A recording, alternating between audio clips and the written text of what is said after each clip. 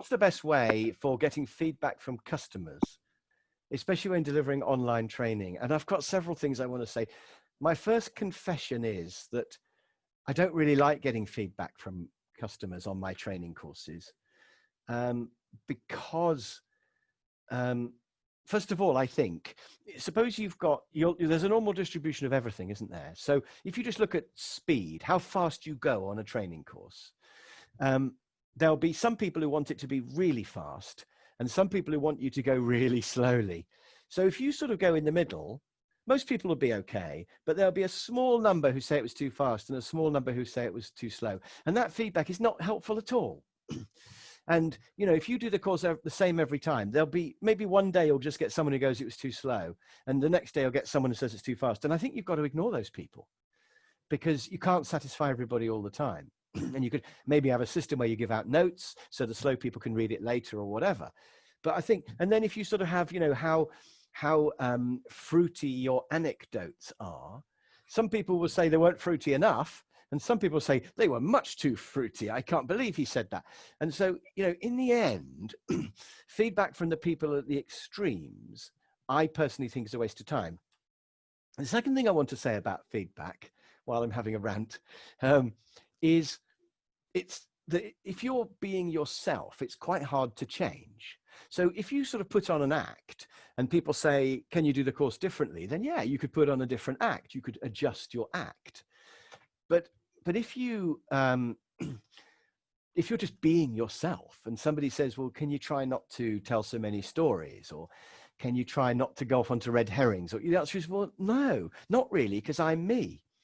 And if you want somebody who's more disciplined or more serious or whatever, you'll just have to get someone else. So I think that's the second reason why feedback is not entirely useful, because, you know, I'm me. And I've got one more reason I don't like feedback, which is if you said to Elton John, I quite liked your gig, Elton, but I thought there were slightly too many ballads, you know, and I just think the third verse of that song doesn't really fit very well in the song. What would Elton say?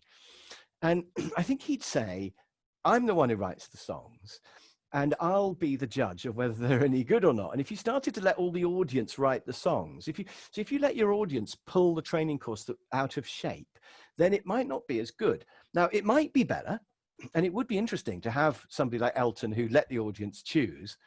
I don't know, but I think sometimes people don't like it if you tell them things they don't want to hear on a training course.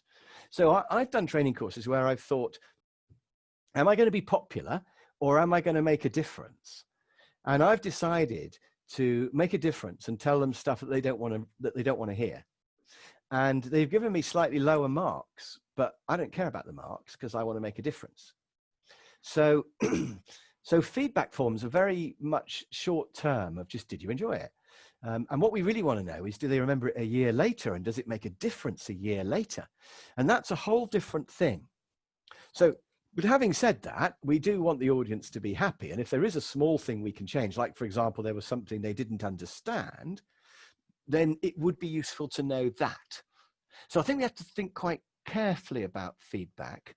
And I'll say a little bit more about that after Jerry asks her question.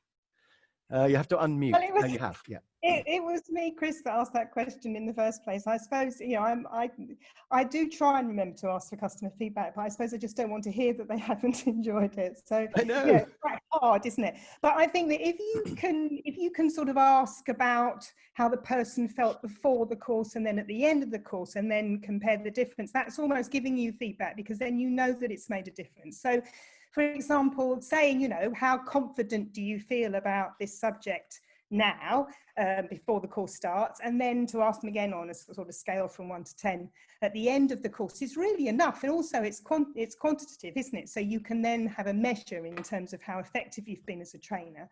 But I suppose I'm just a bit, I'm not very good at remembering to do it. So probably something in my subconscious perhaps is saying that I don't really like to hear if it hasn't had the impact that I'd hoped it had. I'm sort of thinking more about, you know, recently I know that certainly in my work, people have started using things like Snap surveys and Microsoft Forms to just get a really quick electronic, a digital snapshot of how a course has gone. And I don't know much about that. I was just wondering if you've used those, whether you found them effective, really. No, I've only ever had feedback forms.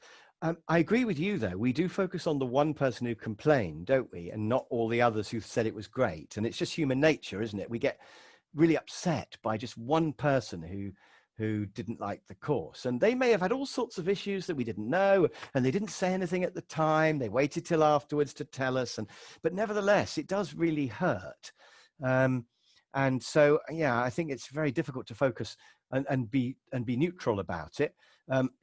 For a while I worked with a friend of mine doing a course for a company, and he dreamt up this form where they could only say good things.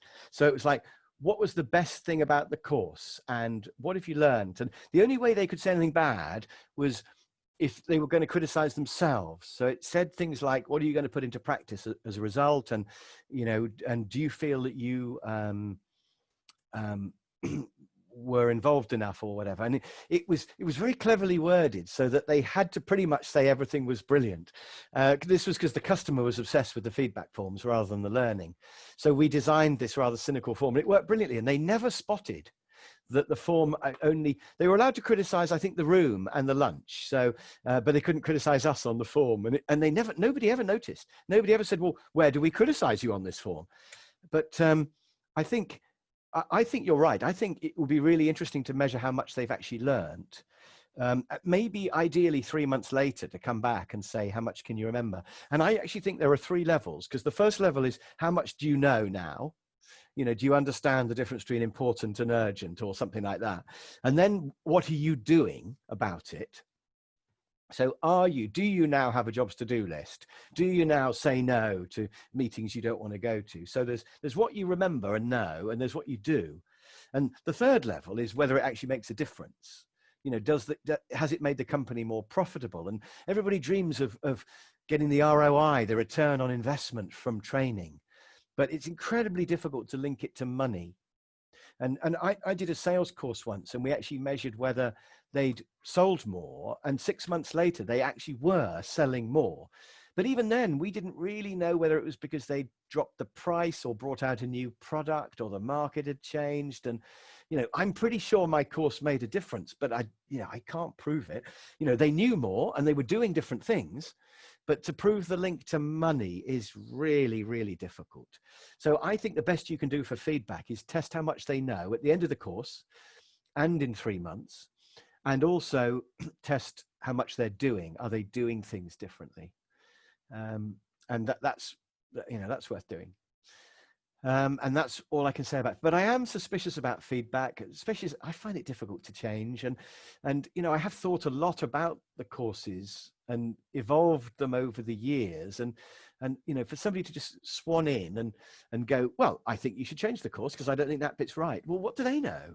It's like going to one Elton gig and saying, well, I just don't think that song was right. But he's been doing those gigs for 20 years and has been thinking a lot about the flow. And just because one person didn't like it, doesn't mean they're right. So I don't know. I think feedback's a really difficult area. But the problem is, if you say, I don't want feedback, it sounds really arrogant, doesn't it? But the truth of it is, you're just trying to do the best you can, and you are doing the best you can. And if it's not good enough for all the people all the time, what can you say? and you don't want to let them pull you out of shape and get you all depressed and make you give up.